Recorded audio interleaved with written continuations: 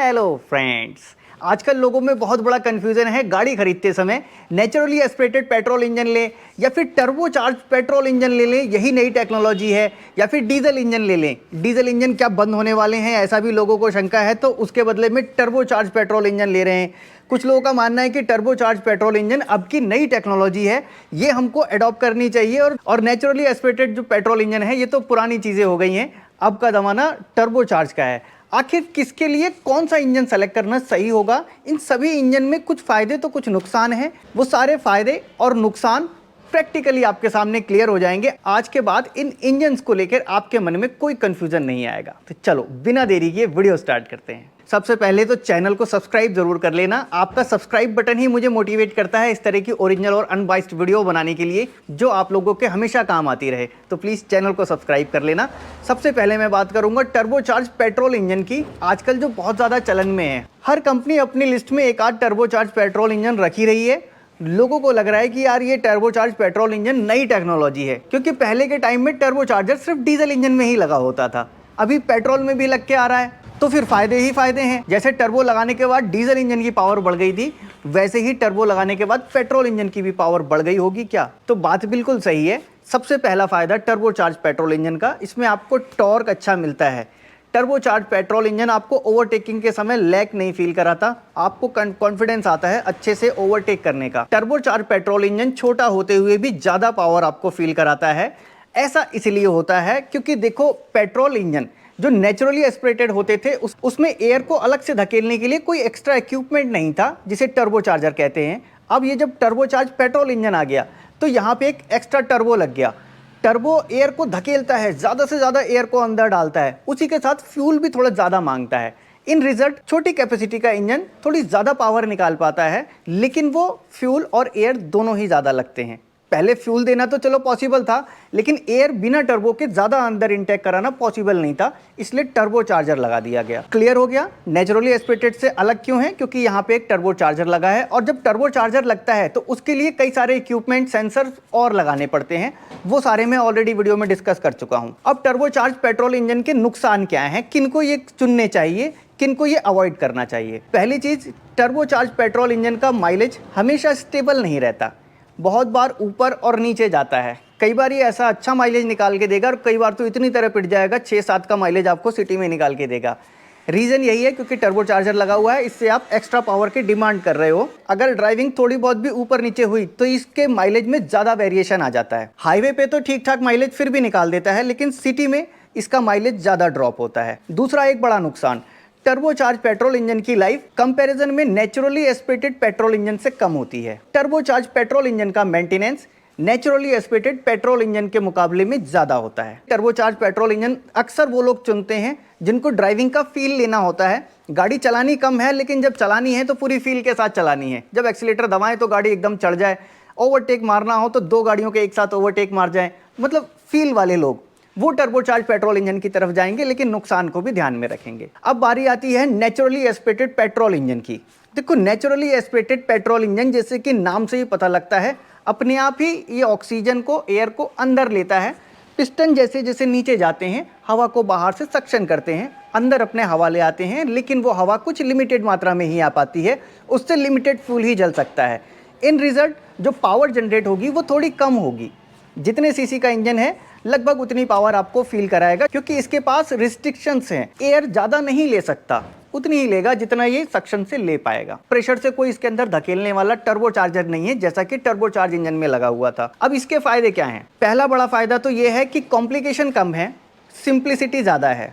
Complication जितना भी engine बे में बढ़ता जाता है, जितना ज़्यादा इंजन बे भरा हुआ होगा, जितने ज़्यादा इक्विपमेंट लगाने पड़ेंगे, उतना ही मेंटेनेंस बढ़ जाएगा, क्योंकि हर एक मशीन अपना एक अलग मेंटेनेंस मांगती है, और कई सारी मशीनों से मिलकर हमारी ये गाड़ी बड़ी मशीन तैयार हुई है। क्लियर है? तो यहाँ पे इसकी लाइफ थोड़ी सी ज़्यादा होती है नेचुरली एस्पिरेटेड पेट्रोल इंजन की। मेंटेनेंस कम होता है, ऑलरेडी मैंने आपको बता दिया।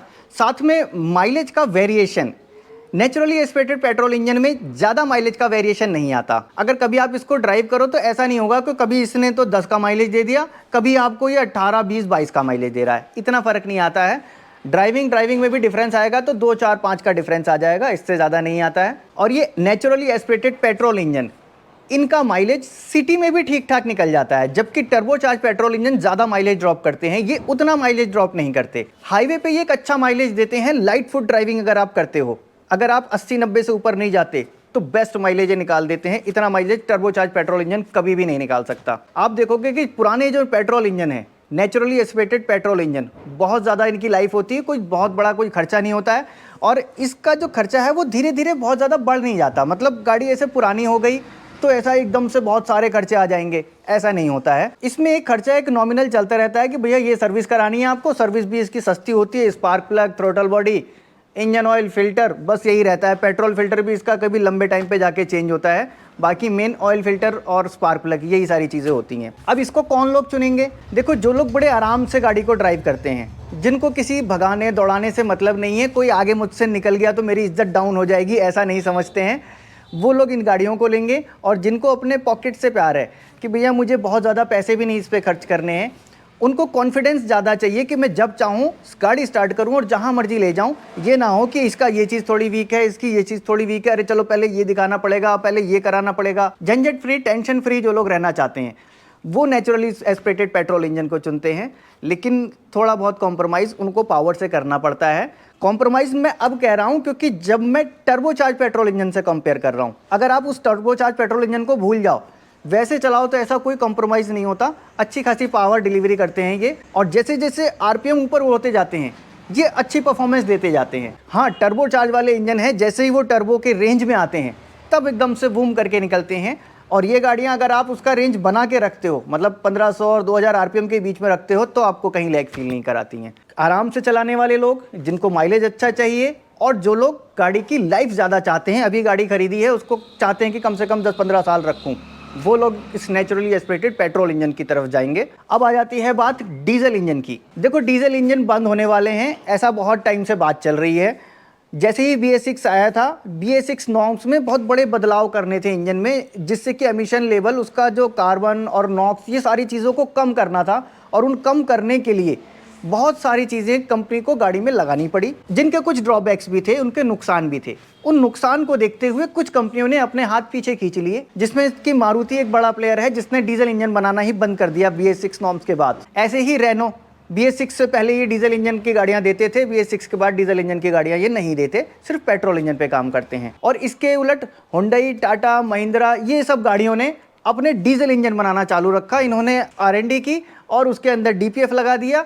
DPF गाड़ी में थोड़ी सी प्रॉब्लम खड़ी करता है, थोड़ी सी क्या, अगर सिटी में चलते हैं तो बहुत बड़ी मुसीबत बनता है। हाईवे पे चलते रहते हैं लगातार, तब थोड़ी सी उसकी परेशानियों को कम किया जा सकता है। अब डीजल इंजन में क्या होता है? देखो, डीजल इंजन बहुत बढ़िया टॉर्क फील कराता है। डीजल इंजन पावर भी ज़्यादा निकाल के देता है। डीजल इंजन भारी होता है, गाड़ी जब रोड पे चलती है तो बिल्कुल चिपक के चलती है। जो लोग डीजल इंजन की गाड़ियाँ चलाते हैं उनको पेट्रोल इंजन गाड़ी फील नहीं दे पाती, क्योंकि असली पावर उनको लगता है कि यार ये डीजल इंजन ही निकाल के देता है। तो इसका पहला फायदा तो आपको फील आता है, किसी को ओवरटेक करना हो, कहीं लॉन्ग ड्राइव हो, पहाड़ों पे चढ़ाना हो, डीजल कहीं हार नहीं मानता। दूसरा बड़ा फायदा होता है इसका माइलेज। ये डीजल इंजन आपको माइलेज अच्छा निकाल के देते हैं, और डीजल साथ में सस्ता भी आता है। आप देखोगे पेट्रोल से 10-15 रुपए सस्ता ही डीजल मिलेगा, और माइलेज ये उनके बराबर और उनसे ज़्यादा निकाल के देता है। सिटी में इतना ज़्यादा कॉम्प्रोमाइज़ नहीं करता डीजल इंजन माइलेज, जितना कि ये पेट्रोल टर्बो इंजन कर देता है। इसका माइलेज हाईवे पे भी लगभग उतना ही रहेगा, सिटी में थोड़ा बहुत ड्रॉप होगा। एसी चला के भी आप गाड़ी को चलाते हो, नॉन एसी चलाते हो, तो बड़ा डिफरेंस डीजल इंजन में आपको देखने को नहीं मिलता। डीजल इंजन के नुकसान क्या है? देखो, पहला तो नुकसान की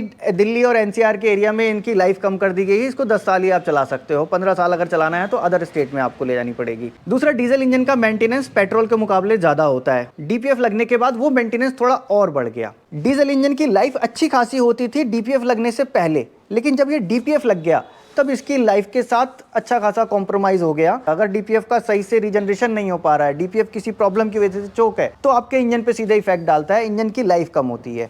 इंजन की लाइफ कम है, मेंटेनेंस थोड़ा सा ज़्यादा है, रोड पे चलने की आपको परमिशन थोड़ी सी कम है दिल्ली NCR के एरिया में। अब डीजल इंजन को चुनेंगे कौन लोग? देखो, जिनकी रनिंग बहुत ज़्यादा है, महीने में 2,500-3 हज़ार किलोमीटर तो कम से कम वो लोग चलते ही हैं, और हाईवे पे वो लोग ज़्यादा चलते हैं, इतना चलते हैं कि वो डीजल इंजन की वैल्यू वसूल कर लें, उसकी लाइफ पूरी होने से पहले ही उसके पैसे वसूल कर लें, तब तो उनके लिए डीजल इंजन कामयाब है। और जो लोग फील लेना चाहते हैं गाड़ी चलाने का, उन लोगों के लिए ये डीजल इंजन होता है। हैवी गाड़ी है, बड़ी गाड़ी आपको डीजल इंजन में ही अच्छा परफॉर्मेंस फील करा पाएगी। बड़ी गाड़ी पेट्रोल इंजन में जब लोड के बाद थोड़ी दब जाती है, डीजल इंजन दबता नहीं है। कहीं चढ़ाई हो, पहाड़ हो, हिल एरिया हो, इन एरियाज में वो अच्छी चढ़ाई कर पाती है, बशर्ते ये कि उसका डीपीएफ का रीजनरेशन अच्छे से हो। डीपीएफ मैं बार बार क्यों रिपीट कर रहा हूँ डीजल के साथ, क्योंकि देखो अगर आपका इंजेक्टर हल्का सा प्रॉब्लम करता है, माइनर प्रॉब्लम जिसको टॉलरेट किया जा सकता था डीपीएफ से पहले, डीपीएफ के बाद नहीं किया जा सकता, वो इंजेक्टर की वजह से डीपीएफ चोक होने लग जाएगा।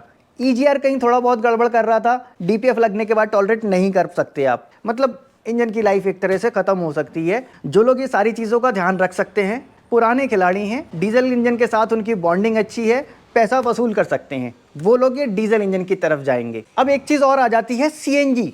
सीएनजी में पेट्रोल इंजन, ये कौन चुनेगा? देखो सीएनजी के साथ पेट्रोल इंजन उनको चुनना चाहिए जो लोग डेली ऑफिस आना जाना करते हैं, point A to point B जाते हैं, गाड़ी में ज़्यादा फैमिली के साथ ट्रैवल नहीं करते, अकेले ट्रैवल ज़्यादा होता है, सिटी के अंदर ज़्यादा चलना होता है, इससे थोड़े पैसे बचा लेंगे क्योंकि सीएनजी में माइलेज ज़्यादा होता है, थोड़ी सस्ती आती है। लेकिन इसके लिए उनको कुछ कॉम्प्रोमाइज़ करने पड़ते हैं, जैसा कि सीएनजी की इतनी अवेलेबिलिटी नहीं है। सीएनजी के लिए आपको थोड़ी सी लाइन लगानी पड़ती है, पंप आपको ढूंढने पड़ते हैं, रास्ते में जाओ तो मैप करते हुए जाओ, भैया कहाँ हमको सीएनजी मिलेगी, वहीं पे आपको भराना है।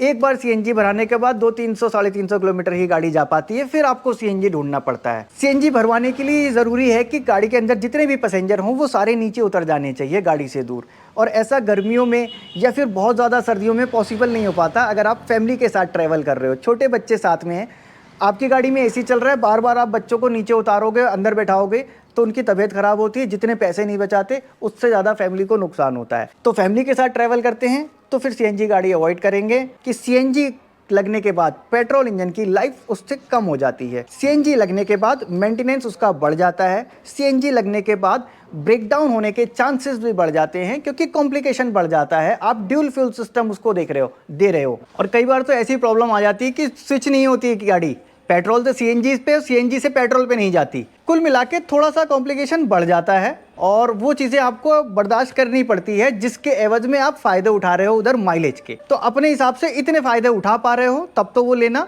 लेकिन कम चलती है गाड़ी आपकी तो मेरे ख्याल से सीएनजी लेना कोई फ़ायदे का सौदा है नहीं। पेट्रोल पे ही गाड़ी चलाओ। पेट्रोल पे गाड़ी चलाना और सीएनजी पे गाड़ी चलाना फील अलग होता है। आपको पेट्रोल में ज़्यादा पावर फील होती है, सीएनजी पे उतनी पावर फील नहीं होती। स्पेशली पहाड़ों पे जब आप चढ़ाई कर रहे होते हो तो आपको पेट्रोल पे स्विच करना पड़ता है। सीएनजी पे जब आप गाड़ी चलाते हो तो उतना फील आपको नहीं आता, गाड़ी गर्म भी थोड़ी ज़्यादा होती है। तो मुझे लगता है अब आपका माइंड पूरी तरह से क्लियर हो चुका होगा। अगर हाँ तो प्लीज़ सब्सक्राइब बटन ज़रूर दबाना, वीडियो को लाइक कर देना और अपने दोस्तों के साथ शेयर भी कर देना। मैं मिलूंगा आपसे आने वाली नेक्स्ट वीडियो में ऐसे ही किसी इंटरेस्टिंग टॉपिक के साथ। Thanks for watching.